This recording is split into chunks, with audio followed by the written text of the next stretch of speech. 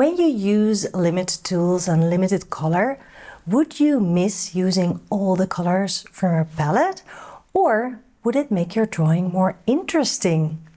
Let's find out! Welcome to Draw Tip Tuesday. I'm Koosje Koenen. Let's draw together. Today I'm using a Sailor fountain pen with Fude nib.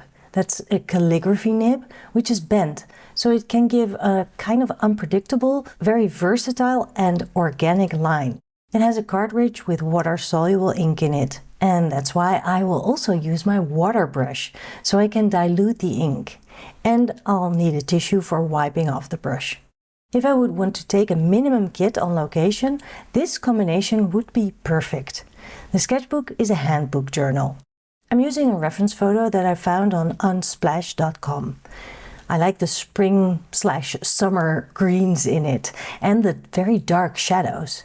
You may remember last week's video about drawing shadows. Well, here's another opportunity to notice shadows and use them. I started with the person walking. I often do that when drawing on location because people are the elements that move. The trees and the buildings won't. Luckily it's a photo, so I can take my time. I'm drawing the important bits here. The big tree and the little building. I notice there are benches in front of it.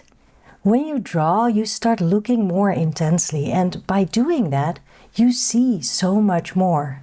It's one of the beautiful things about drawing. It slows you down and brings you into the moment.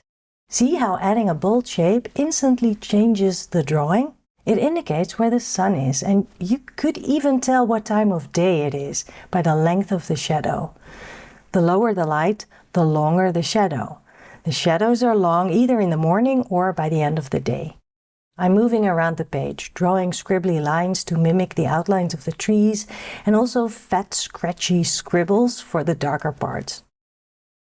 I'm not being precious about those scratchy parts. I can darken and soften them by adding a bit of water with my brush later. But first I will draw those darker areas with my ink, squinting my eyes to see the contrast better. Now I add water with my water brush, creating an ink wash. Watch out if you're heavy-handed. Best to try small bits first, and once you understand how the ink behaves, you can always add more of a wash. But once you made your mark and it turns out to be really dark, you can't really go back.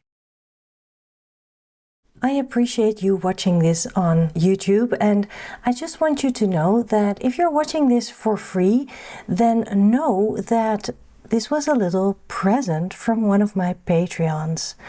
On my Patreon page, members pay a small amount every month, and they support me to keep making these videos on YouTube for free for everyone.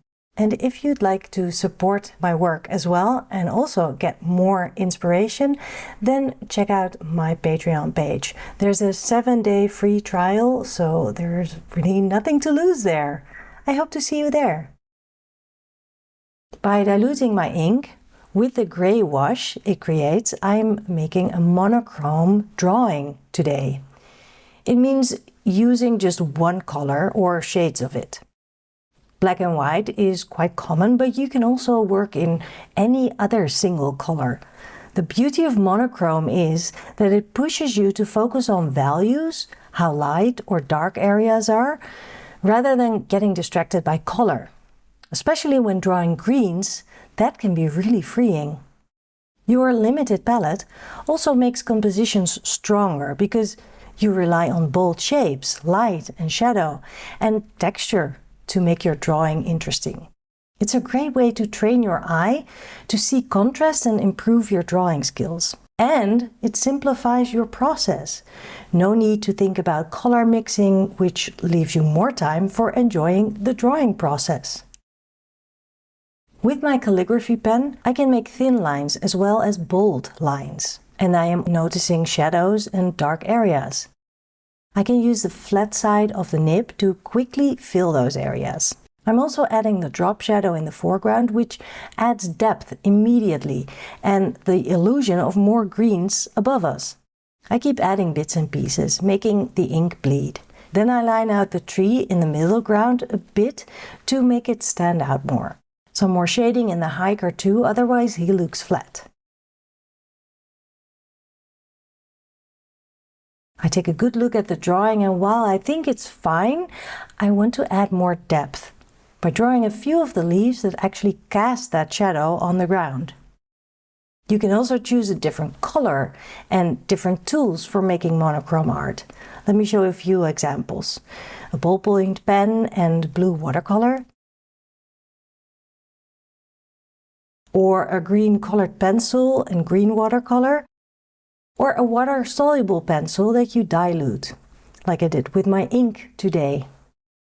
I hope you liked this week's tip, and if so, please hit the like button, and if you haven't already, subscribe to my channel here on YouTube, so you never miss out on my tips. Do you need an assignment this week? Then try a monochrome drawing. It'll be a fun challenge. Limiting your tools forces you to focus on contrast, shading, and texture rather than color. Play with hatching, cross-hatching, or just bold black shapes to create depth. You might even discover that your subject becomes more interesting when focusing on light and dark only.